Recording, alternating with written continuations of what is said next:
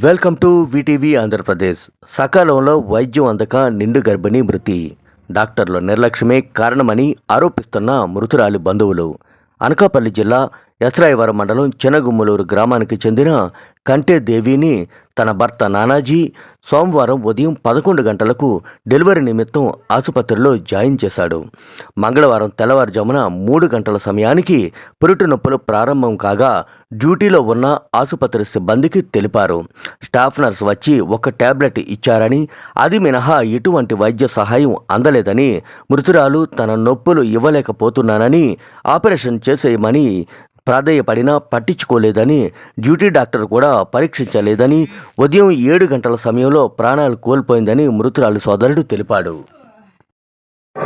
నా పేరు నరసింహమూర్తి అండి. ఆ చనిపోయిన అమ్మాయికి నేనవుతాను.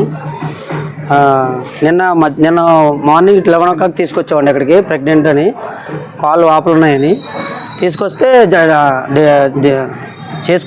చేసుకున్నారు, అడ్మిట్ చేసుకున్నారు. చేసుకున్న తర్వాత మార్నింగ్ 3 o'clock పెయిన్స్ వస్తున్నాయి అన్నారు.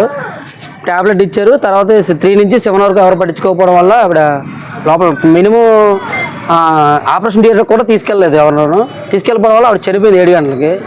అసలు ఎవరు పట్టించుకోకున్నట్టే ఉన్నారు ఇక్కడ. చాలా దారుణంగా ఉంది పరిస్థితి. ఆమె పేరు దేవి అండి. వాళ్ళ వైఫ్, వాళ్ళ హస్బెండ్ నానాజీ. ఇద్దరు లవ్ మ్యారేజ్ చేసుకున్న తర్వాత హాస్పిటల్ నమ్మకమే వస్తే ఇలా జరిగింది ఇక్కడ. రెండోదండి. ఫస్ట్ది ఇక్కడే జరిగింది కాబట్టి రెండోది కూడా తీసుకొని వచ్చాము. కానీ చాలా దారుణంగా ఉంది. నైట్ నుంచి ఎవరు పట్టించుకున్నట్టే ఉన్నారు. డాక్టర్ని అడిగితే ఆవిడ 3 o'clock వెళ్ళారు డాక్టర్ గారి దగ్గరికి. స్టాఫ్ నర్స్ వచ్చారు అంతే తప్ప డాక్టర్స్ రాలేదు. మినిమం అసలు లోపల కూడా తీసుకెళ్ళకుండా అక్కడే ఉన్నారు.